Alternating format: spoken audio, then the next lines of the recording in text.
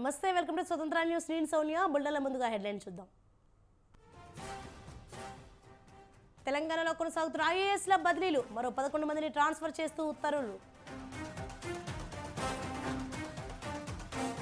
BJP BRS రెండు ఒకటే, విపక్షాలపై Sridhar Babu fire.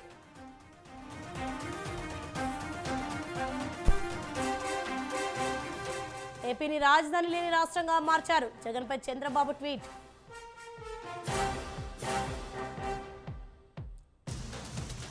Parliament ఘటనపై రాద్ధాంతం చేయదు, స్పీకర్ విచారణకు ఆదేశించారన్న మోడీ. తొలి వన్డేలో చెలరేగిన భారత బౌలర్లు 116 పరుగులకే సౌత్ ఆఫ్రికా ఆలౌట్.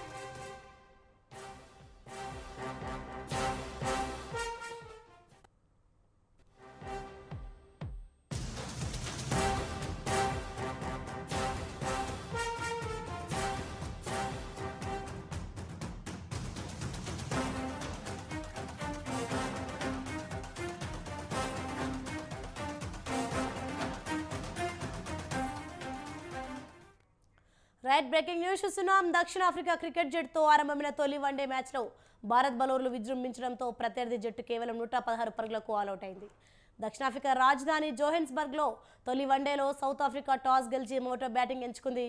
కానీ కేవలం 27.3 ఓవర్లలో 116 పరుగులకు ఆలౌట్ అయింది.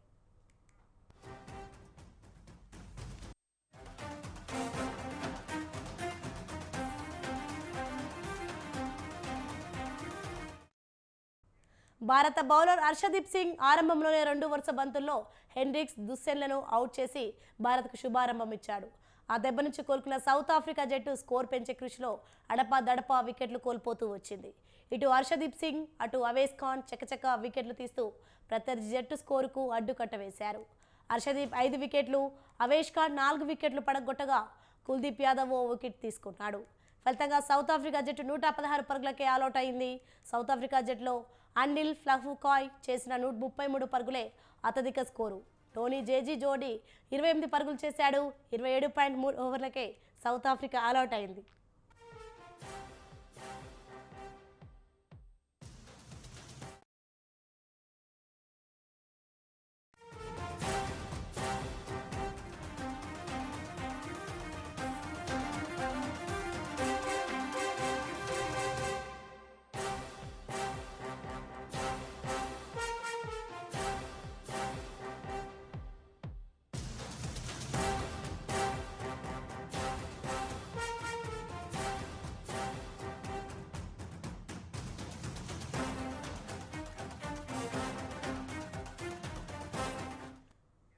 రైట్, బ్రేకింగ్ న్యూస్ చూస్తున్నాం. పార్లమెంట్పై దాడి ఘటనపై ప్రధాని మోదీ స్పందించారు. పార్లమెంటులో భద్రతా వైఫల్యం ఘటన దురదృష్టకరమన్నారు. పార్లమెంట్ ఘటనను తక్కువగా అంచనా వేయకూడదన్నారు. కానీ ఈ విషయంపై రాద్ధాంతం చేయడం తగదన్నారు. సమస్య లోతుల్లోకి వెళ్లి పరిష్కారం కనుగొనాలని ప్రధాని సూచించారు. పార్లమెంట్ ఘటనపై స్పీకర్ విచారణకు ఆదేశించారని మోదీ గుర్తు చేశారు.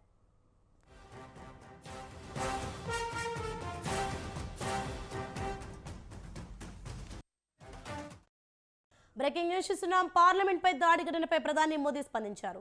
పార్లమెంట్లో భద్రతా వైఫల్యం ఘటన దురదృష్టకరమన్నారు. పార్లమెంట్ ఘటనను తక్కువగా అంచనా వేయకూడదన్నారు. కానీ ఈ విషయంపై రాద్ధాంతం చేయడం తగదన్నారు. సమస్య లోతుల్లోకి వెళ్లి పరిష్కారం కనుగొనాలని ప్రధాని సూచించారు. పార్లమెంట్ ఘటనపై స్పీకర్ విచారణకు ఆదేశించారని మోదీ గుర్తు చేశారు.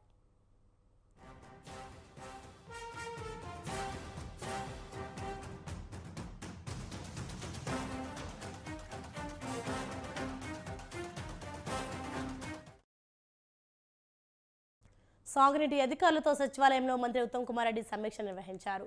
మేడిగడ్డ ప్రాజెక్టుపై అధికారులతో చర్చించారు. రెండో పంట సాగుకు నీరు అందించడంపై అధికారులతో చర్చించారు. అందుబాటులో ఉన్న నీరు ఎన్ని ఎకరాలకు అందించగలమనే అంశాన్ని పరిశీలించారు. రాత్రి 7 గంటలకు ముఖ్యమంత్రి రేవంత్ రెడ్డితో రెండో పంటకు నీరు ఇచ్చే అంశంపై మంత్రి ఉత్తమ్ కుమార్ రెడ్డి చర్చించనున్నారు.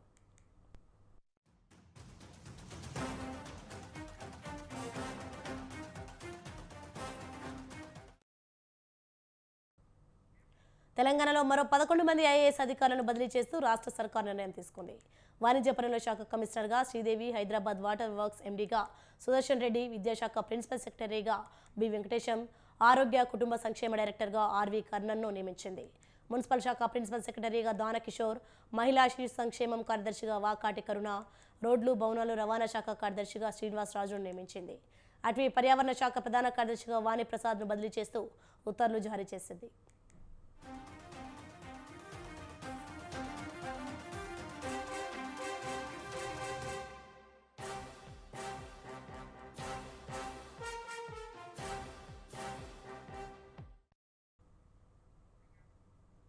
ఆర్బీఐ మాజీ గవర్నర్ రఘురామరాజన్తో సీఎం రేవంత్ రెడ్డి భేటీ అయ్యారు. రాష్ట్ర ఆర్థిక పరిస్థితి, భవిష్యత్ నిర్ణయాలపై సీఎం ఆయనతో చర్చించారు. కేంద్ర ప్రభుత్వ ఆర్థిక మాజీ ముఖ్య సలహాదారుగా కూడా పనిచేసిన రఘురామరాజన్ సీఎం రేవంత్ రెడ్డితో తన అనుభవాలను పంచుకున్నారు. రాష్ట్ర ప్రస్తుత ఆర్థిక పరిస్థితి, ఆర్థిక అభివృద్ధికి అనుసరించాల్సిన వ్యూహాలపై చర్చించారు. ఆర్థిక పరిస్థితిని మెరుగుపరిచేందుకు పలు సూచనలు చేశారు. ఈ సమావేశంలో డిప్యూటీ సీఎం బట్టి విక్రమార్క, మంత్రి Sridhar Babu, CS Shanthikumari, special finance secretary Ramakrishnarao, CM principal secretary Seshadri పాల్గొన్నారు.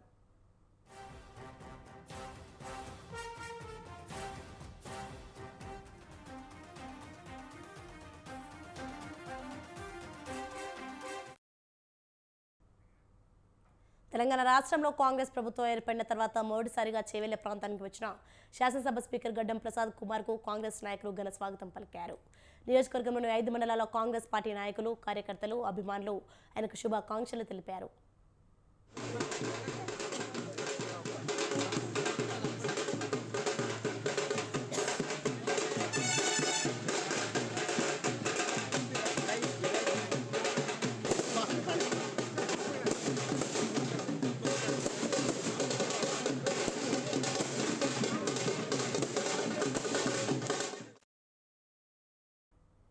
హరీష్ రావు మీద జీవన్ రెడ్డి చేసిన కామెంట్స్ను ఎమ్మెల్సీ దేశపతి శ్రీనివాస్ తప్పుబట్టారు. కాంగ్రెస్ పీఎంలకు ఢిల్లీలో స్మారక స్థలాలు ఉన్నాయి, కానీ పీవీ స్మారక స్థలం ఎందుకు లేదని ప్రశ్నించారు. పీవీ శత జయంతి వేడుకలు తెలంగాణలో ఘనంగా కేసీఆర్ నిర్వహించారని గుర్తు చేశారు. సీనియర్ 7 మండలాలు ఆంధ్ర రాష్ట్రానికి ఇచ్చినప్పుడు 70 నుంచి 80 మంది కాంగ్రెస్ ఎంపీలు ఉన్నారని అన్నారు. కాంగ్రెస్ బీజేపీ కుమ్మకే 7 మండలాలు లాక్కున్నారని ఆరోపించారు. కోచ్ ఫ్యాక్టరీ గురించి కాంగ్రెస్ ఎంపీలు అడగలేదన్నారు. కేంద్రం వాళ్ళు బియ్యం కొనము అంటే పోరాటం చేసింది బీఆర్ఎస్ అన్నారు. పివి కాంగ్రెస్ ప్రధానమంత్రులందరికీ కూడా ఢిల్లీలో ఒక స్మారక స్థలం ఉన్నప్పుడు పివి నరసింహారావు గారికి ఎందుకు లేదు అని హరీష్ రావు గారు ప్రశ్నించారు. ఆయన కాంగ్రెస్ వాది కనుకనే ఆ ప్రశ్నను వేశారు. ఆయన కాంగ్రెస్ కారణంగా ప్రధానమంత్రి అయ్యారు కనుకనే ఆ ప్రశ్నను వేశారు. ఆ ప్రశ్నను అడిగే హక్కు ఎవరికైనా ఉంటుంది. మరీ ముఖ్యంగా హరీష్ రావు గారు అడిగేది ఏంటంటే, ఆయన తెలంగాణ నుంచి వచ్చినటువంటి ఒక నాయకుడు, తెలంగాణ నుంచి ఎదిగినటువంటి నాయకుడు, తెలంగాణ తనం ఉన్న నాయకుడు, గొప్ప పండితుడు, అనేక భాషలు తెలిసినటువంటి వాడు, ఆయన ప్రధానమంత్రి స్థాయికి ఎదిగాడు తెలంగాణ గడ్డ నుంచి. అటువంటి వ్యక్తి మరణిస్తే ఆయన శవాన్ని కూడా దారుణంగా అవమానించారు మీరు. ఆయనను ఢిల్లీలో కొద్దిసేపు కూడా ఆయన శవాన్ని ఉంచకుండా హైదరాబాద్ పంపించేసిండ్రు. ఆయనకు ఒక స్మారక స్థలం ఏది కూడా అక్కడ, ప్రతి ప్రధానమంత్రికి ఒక స్మారక స్థలం ఉన్నప్పుడు పివి నరసింహారావు గారికి ఎందుకు లేదు అని అడిగారు. దీనికి మీకెందుకు ప్రేమ అని అడుగుతున్నారు జీవన్ రెడ్డి. నిజానికి బీఆర్ఎస్ ప్రభుత్వం పివి నరసింహారావు గారి శత జయంతిని సంవత్సరం పాటు నిర్వహించింది. అప్పుడు అడగాలి కదా జీవన్ రెడ్డి గారు, మీకు ఎందుకు ప్రేమ అని. అప్పుడు అడగలేదు. సంవత్సరం పాటు సాగించారు. ఆయనకు స్మారకాన్ని. City police commissioner Kothaguda Srinivasareddy police ఉన్నతాధికారులతో కీలక భేటీ నిర్వహించారు. 2 నెలల్లో హైదరాబాద్లో డ్రగ్స్ను పూర్తిగా నిర్మించాలని ఆదేశించారు. డ్రగ్స్ని పూర్తిగా కట్టడి చేసేందుకు ఏర్పాటు చేయాలన్నారు. సిటీలో డ్రగ్స్, గంజాయి మాట వినపడద్దన్నారు. నిజమైన బాధితుడికి మాత్రమే ఫ్రెండ్లీ పోలీసు వర్తిస్తుందన్నారు కమిషనర్. విధి నిర్వహణలో నిర్లక్ష్యం చేస్తే కఠిన చర్యలు ఉంటాయని సిపి వార్నింగ్ ఇచ్చారు. పోలీస్ కమిషనర్ పేరు చెప్పి ఫైరవీలు చేసే వారి పట్ల కఠిన చర్యలు ఉంటాయన్నారు. ముఖ్యమంత్రి రేవంత్ రెడ్డిని జోగులాంబ ఆలయ అర్చకులు ఆశీర్వదించారు. అలంపూర్ జోగులాంబ సమేత బాలబ్రహ్మేశ్వర స్వామి ఆలయ ప్రధాన అర్చకుల బృందం ఆశీర్వచనాలు అందించారు. ఈ సందర్భంగా సీఎం రేవంత్ రెడ్డికి అమ్మవారి జ్ఞాపికను అందజేశారు. అనంతరం ఆలయ అభివృద్ధికి చొరవ చూపాలని కోరుతూ వినతి పత్రాన్ని అందజేశారు.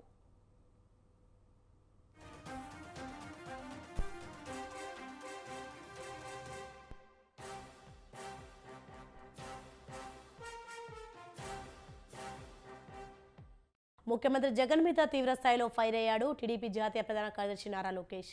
3 ముక్కలాటతో ప్రజా రాజధాని అమరావతిని నాశనం చేయాలని కంకణం కట్టుకున్నారని ధ్వజమెత్తారు. వేల కోట్ల రూపాయల విలువైన భవనాల శిథిలం చేశారని మండిపడ్డారు.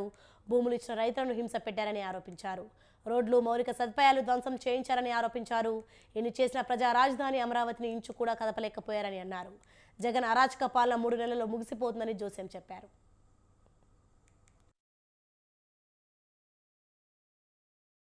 తెలుగుదేశం పార్టీ అధికారంలోకి వచ్చిన వెంటనే మొదటి కేబినెట్ మీటింగ్ విశాఖపట్నంలో ఏర్పాటు చేసుకుని ఈ సమస్యని యుద్ధ ప్రాతిపదికంగా పరిష్కరించాలని కేబినెట్ తీర్మానం కూడా చేస్తాం జరిగింది.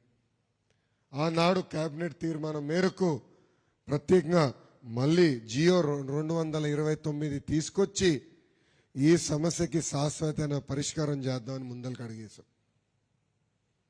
ఆనాడు దేవాలయానికి సంబంధించిన భూమికి ఎకరానికి ఎకరం వేరే దగ్గర ఇస్తాం, 100 గజాల కన్నా తక్కువ ఉన్న వాళ్ళకి ఉచితంగా చేయొచ్చు, 100 నుంచి 200 గజాలకి మోడరేట్గా ఒక అమౌంట్ అట్లా వేసి మనం జియో తీసుకొచ్చాం.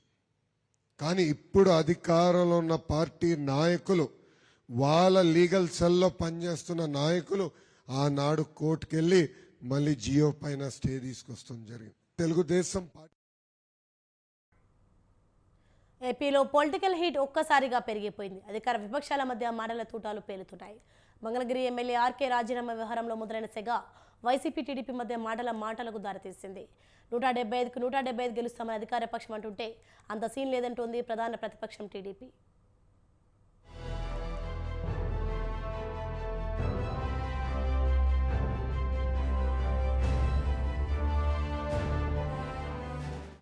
సార్వత్రిక ఎన్నికలకు సమయం దగ్గర పడుతోంది. లోక్సభ ఎన్నికలతో పాటే ఏపీ అసెంబ్లీకి ఎలక్షన్లు జరగనున్నాయి. ఇంకా చెప్పాలంటే మరో 3 నుంచి 4 నెలల్లోపే ఎన్నికలు జరిగే అవకాశం ఉంది. కానీ ఇప్పటికే అధికార విపక్షాల మధ్య మాటల తూటాలు పేలుతున్నాయి. దీంతో రాజకీయ వేడి తారాస్థాయికి చేరింది.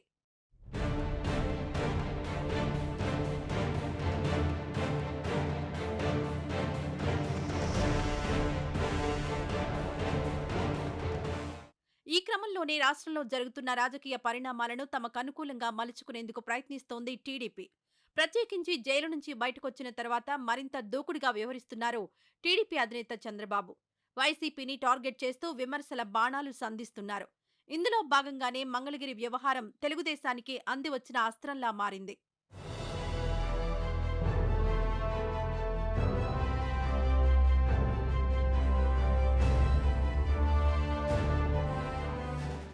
మంగళగిరి నుంచి ప్రాతినిధ్యం వహిస్తున్న వైసీపీ ఎమ్మెల్యే ఆళ్ల రామకృష్ణారెడ్డి అధిష్టానం నిర్ణయాలతో అసంతృప్తి చెంది పార్టీకి ఎమ్మెల్యే పదవికి రాజీనామా సమర్పించారు.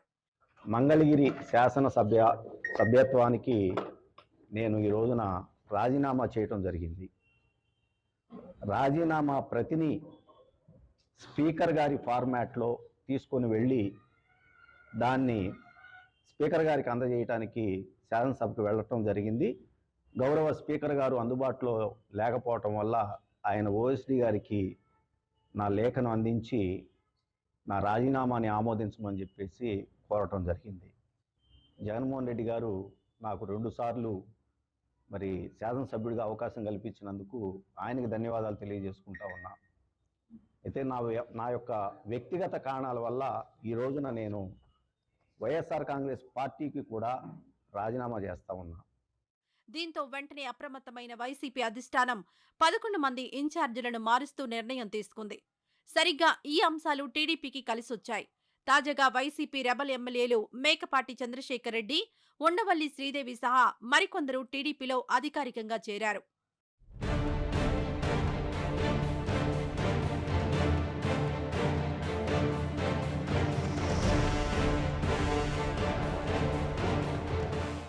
ఇలా ఒకదాని వెంట మరొకటి వైసీపీలో జరుగుతున్న పరిణామాలతో టీడీపీ తన వాయిస్ను మరింత పెంచింది. 11 మంది కాదు, మొత్తం 151 మంది ఎమ్మెల్యేలను మార్చినా రాష్ట్రంలో మరోసారి వైసీపీ అధికారంలోకొచ్చే పరిస్థితే లేదంటున్నారు టీడీపీ అధినేత చంద్రబాబు. ఒకచోట గెలవరని భావిస్తున్న ఎమ్మెల్యే మరోచోట ఎలా గెలుస్తారంటూ ప్రశ్నించారాయన.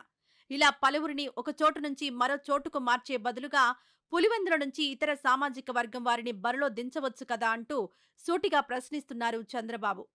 వైసీపీ నావకు చిల్లు పడింది. ఇప్పుడు పడవకు ఒకసారి చిల్లు పడితే ఇంకది బయటపడే పరిస్థితి లేదు. ఎవరన్నా దూకి పారిపోతే కొంతమంది ప్రాణాలు కాపాడుకుంటారు, లేకపోతే కొట్టుకొని పోతారు. అదే జరగబోతుంది. నేను ఒకటే చెప్తున్నా, మీరందరూ రాష్ట్రంలో ఆలోచించుకోవాల్సిన అవసరం ఉంది. ఇంట్లో మామూలుగా పని వాళ్ళు కూడా మార్చాం. ఎమ్మెల్యేల్ని ఎక్కడికక్కడ లెఫ్ట్ అండ్ రైట్ మార్చేశాడు. నేను ఎప్పుడు 45 ఏళ్లుగా రాజకీయాల్లో ఉన్నా, నేను ఎప్పుడు చూడలా ఇలాంటి పోకళ్ళే నేను చూడలా. ఒకవేళ ఆయన అన్పాపులర్గా ఉంటే అక్కడ మార్చొచ్చు, కానీ వాళ్ళ ద్వారా తప్పుడు పనులు చేయించడం, తప్పుడు పనులు చేయించి ఇప్పుడు ట్రాన్స్ఫర్లు చేయడం. మీరు నిన్న మొన్న చూశారు, ఒకరిద్దరు కాదు, దగ్గర 11 మంది ఇన్ఛార్జీలు మార్చేశాడు. నువ్వు పెద్ద నాయకుడు కదా, ఎక్కడైనా గెలవచ్చు. మీ పులివెందల్లో ఒక బీసీని గెలిపించి నువ్వు ఆదర్శాన్ని వల్లవేసి నేను కూడా అప్రిషియేట్ చేస్తాను. కానీ బీసీలని బలియడం కోసం ఇష్టానుసారంగా చేయడం మంచి పద్ధతి కాదు. అయితే టీడీపీ అధినేత వ్యాఖ్యలకు కౌంటర్ ఇస్తోంది వైసీపీ. చంద్రగిరి వదిలి కుప్పంలో చంద్రబాబు ఎందుకు పోటీ చేస్తున్నారంటూ ప్రశ్నిస్తున్నారు వైసీపీ నేతలు. అంతేకాదు ఎన్నికల వేళ అనేక లెక్కలు వేయడం, ఇబ్బందులున్నాయని భావించిన చోట అభ్యర్థుల్ని మార్చడం సర్వసాధారణంగా జరిగే ప్రక్రియ అంటూ తేల్చి చెబుతున్నారు వైసీపీ అగ్రనేతలు. తాము ఇన్ఛార్జీలను మారిస్తే టీడీపీ ఎందుకు ఉలిక్కి పడుతోందంటూ ఎదురు ప్రశ్నిస్తున్నారు. జగన్మోహన్ రెడ్డి గారు ఈ సీట్లు మార్చడంలో మొదటి బాధితుడు ఎవడంటే చంద్రబాబు నాయుడు. ఒక్కసారి షాక్ తగిలి ఇదేంటో మొత్తం జగన్మోహన్ రెడ్డి సినిమా మార్చేస్తున్నాడని చెప్పని కంగారులో మాట్లాడతాడు. ఏమంటాడు, బీసీలకి దళితులకైనా మార్చేది, ఎమ్మెల్యేలకు కూడా ట్రాన్స్ఫర్లు ఉంటాయని. మరి నీకెందుకు ఉంది ట్రాన్స్ఫర్? చంద్రగిరి నుంచి కుప్పానికి ఎందుకు ట్రాన్స్ఫర్ అయ్యావు అంటున్నా. తటస్థుల పేరుతో ఎంతమంది ఎమ్మెల్యేలని ట్రాన్స్ఫర్ చేశాను? 1999లో తటస్థుల పేరుతో ఎంతమందిని ట్రాన్స్ఫర్ చేశావు? ఆఖరికి మొన్న 2014లో కోడెల శివప్రసాద్ నరసరావుపేట నుంచి సత్యనపల్లికి ట్రాన్స్ఫర్ ఎందుకు చేశావు? మరి నరసరావుపేటలో చలని కాసు సత్యనపల్లిలో చెల్లుద్దనా? చలని రూపాయి కదా కోడెల శివప్రసాద్. మరి సత్యనపల్లిలో ఎట్లా చెల్లుద్ది అనుకున్నావు? అంటే నువ్వు చేస్తేనేమో అది రాజ్యాంగం, నువ్వు చేస్తే ఎక్సలెంట్ ఫార్ములా, ఓ కొత్త రాజకీయాలు, ఓ చంద్రబాబు ఆహా ఇరుడు సురుడు బాగా చేశాడు, అరే గొప్పగా చేశాడని మాత్రం భజన చేయాలి అందరూ. చూద్దిగాని జగన్మోహన్ రెడ్డి గారు ఎత్తుగడలేంటో, ఎందుకు సీటు మారుస్తున్నాడో, నువ్వు మళ్ళీ ఏ రకంగా రేపు రాజకీయాల్లో మనకు ఒక్క చావు వస్తుందో రేపు 2024 ఎంత మా అయితే 6 నెలలు కనబడుతుంది. వాళ్ళకి ట్రాన్స్ఫర్ చేశారా, వీళ్ళని ట్రాన్స్ఫర్ చేశారా, దళితులు బీసీలనా అన్ని చూద్ది కానీ దళితుల బీసీలా బోసీలా అన్నీ ఉంటాయి. ఇలా రాష్ట్రంలో ఇరు పార్టీల మధ్య మాటల తూటాలు పేలుతున్న వేళ కీలక వ్యాఖ్యలు చేశారు ఏపీ సీఎం వైసీపీ అధినేత వైఎస్ జగన్. ఫిబ్రవరిలోనే ఎన్నికల షెడ్యూల్ వచ్చే అవకాశం ఉందంటూ మంత్రివర్గ సమావేశంలోనే వ్యాఖ్యానించారు. ఎన్నికలు ఎప్పుడు వచ్చినా రెడీగా ఉండాలంటూ తమ మంత్రులకు దిశానిర్దేశం చేశారు ముఖ్యమంత్రి. దీంతో ప్రతిపక్ష పార్టీ కామెంట్లు ఎలా ఉన్నా తమ పని తాము చాప కింద నీరులా చేసుకుపోయేందుకు సిద్ధమైంది వైసీపీ. మరి అధికార పక్షం వ్యూహాలను టీడీపీ ఎలా ఎదుర్కొంటుంది, ఎన్నికలకు ఎలా సిద్ధమవుతుంది అన్నది రానున్న రోజుల్లో తేలనుంది.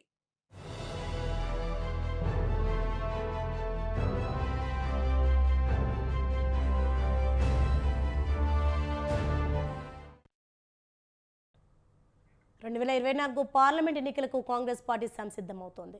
2024 లోక్సభ ఎన్నికల సందర్భంగా అనుసరించాల్సిన వ్యూహం చర్చించేందుకు ఈ నెల 21న ఢిల్లీలో కాంగ్రెస్ వర్కింగ్ కమిటీ సమావేశం అవుతుంది. ఆల్ ఇండియా కాంగ్రెస్ కమిటీ కేంద్ర కార్యాలయంలో కాంగ్రెస్ అధ్యక్షుడు మల్లికార్జున ఖర్గే ఆధ్వర్యంలో జరిగే సమావేశంలో కీలక అంశాలపై చర్చిస్తారు. ఈ నెల 19న ఇండియా అలయన్స్ సమావేశమై పార్లమెంట్ ఎన్నికల్లో సీట్ల పంపిణీ, ప్రచార వ్యూహాలతో పాటు పలు కీలక అంశాలను చర్చిస్తోంది. ఈ సమావేశాలు జరిగిన 2 రోజులకే కాంగ్రెస్ వర్కింగ్ కమిటీ సమావేశం నిర్వహిస్తున్నారు.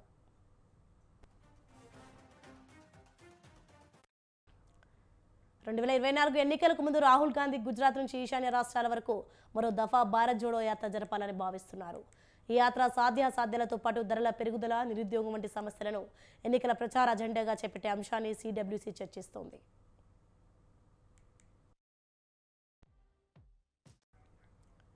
ఇటీవల ముగిసిన 5 రాష్ట్రాల ఎన్నికల ఫలితాలను కూడా సిడబ్ల్యూసీ సమీక్షిస్తోంది. ఈ ఎన్నికల్లో తెలంగాణలో కాంగ్రెస్ విజయం సాధించి అధికారం చేపట్టిన రాజస్థాన్, ఛత్తీస్గఢ్, మధ్యప్రదేశ్లో కాంగ్రెస్ ఓటమి పాలైంది. అలాగే మిజోరాంలో కూడా కాంగ్రెస్ కేవలం ఒక అసెంబ్లీ స్థానానికి పరిమితం కావడానికి గల కారణాలను చర్చిస్తారు.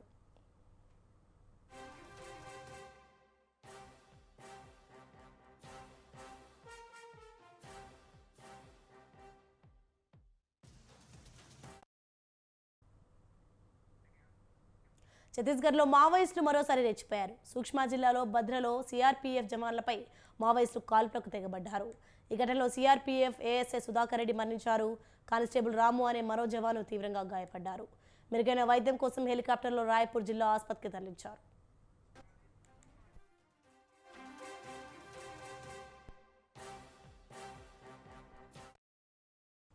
ఆదివారం ఉదయం 7 గంటల సమయంలో సిఆర్పీఎఫ్ జిల్లా పోలీసులు కోబ్రా బలగాలు కూబింగ్ చేపట్టాయి.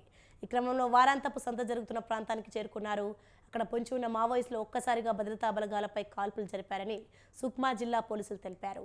ఈ దాడి అనంతరం 4 అనుమానితుల్ని అదుపులోకి తీసుకున్నారు. మావోయిస్టుల కోసం సిఆర్పీఎఫ్ జిల్లా పోలీసులు కోబ్రా దళాలు ఆ ప్రాంతాన్ని జల్లెడ పడుతున్నాయని తెలిపారు.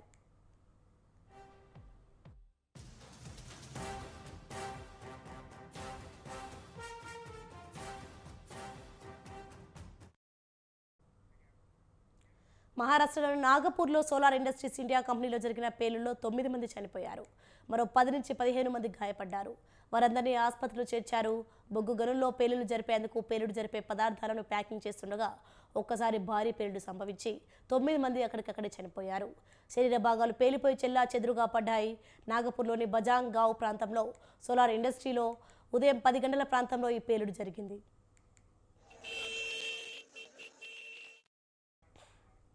గాయపడిన వారిలో కొందరి పరిస్థితి విషమంగా ఉంది. భారీ ఎత్తున పోలీసులను ఫ్యాక్టరీ వద్ద మోహరించారు.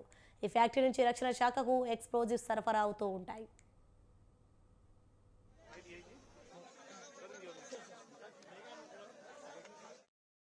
నాగ్పూర్లోని బజార్గావ్ గ్రామంలో సోలార్ ఎక్స్ప్లోజివ్స్ కంపెనీలో ఉదయం పేలుడు సంభవించిందని, కాస్ బూస్టర్ ప్లాంట్లో ప్యాకింగ్ సమయంలో జరిగిన పేలుడులో 9 మంది చనిపోయారని నాగ్పూర్ రూరల్ పోలీస్ అధికారి తెలిపారు.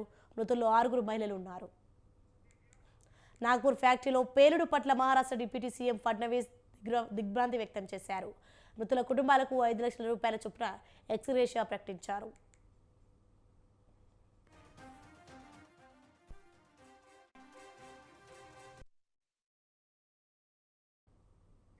మారు వేషాలతో మారు పేర్లతో ఏకంగా 4-5 రాష్ట్రాల్లో మహిళలను మోసం చేసిన నిత్య పెళ్లి కొడుకు పట్టుబడ్డాడు. ప్రధానమంత్రి కార్యాలయం అధికారినని, ఆర్మీ డాక్టర్నని, న్యూరో సర్జనని ఫోజ్ కొడుతూ కశ్మీర్, ఉత్తరప్రదేశ్, మహారాష్ట్ర, ఒడిశాలో సహా పలు ప్రాంతాల్లో 6 మంది మహిళలను పెళ్లి చేసుకున్న కాశ్మీరీ యువకుడిని ఒడిశా స్పెషల్ టాస్క్ ఫోర్స్ పోలీసులు భువనేశ్వర్లో అరెస్ట్ చేశారు. అతన్ని సయీద్ ఇషాన్ బుఖారీ అలియాస్ ఇషాన్ బుఖారీగా గుర్తించారు. అతడు జమ్మూ కాశ్మీర్లోని కుప్వారా జిల్లా వాసి.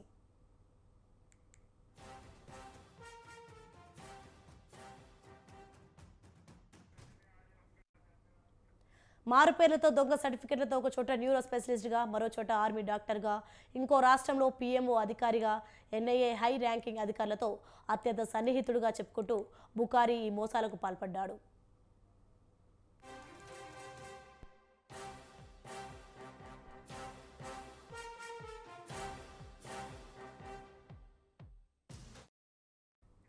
ఒడిశా జైపూర్ జిల్లా ధర్మశాల ప్రాంతంలోని నెల్పూర్లో ఆ యువకుని అరెస్ట్ చేశారు. అతని వద్ద 100కు పైగా విదేశీ నకిలీ మెడికల్ సర్టిఫికేట్లు, ఐడి కార్డులు, ఏటీఎం కార్డులు, బ్యాంక్ చెక్లు, ఆధార్ కార్డులు, విజిటింగ్ కార్డులతో పాటు కీలక డాక్యుమెంట్లు స్వాధీనం చేసుకున్నారు.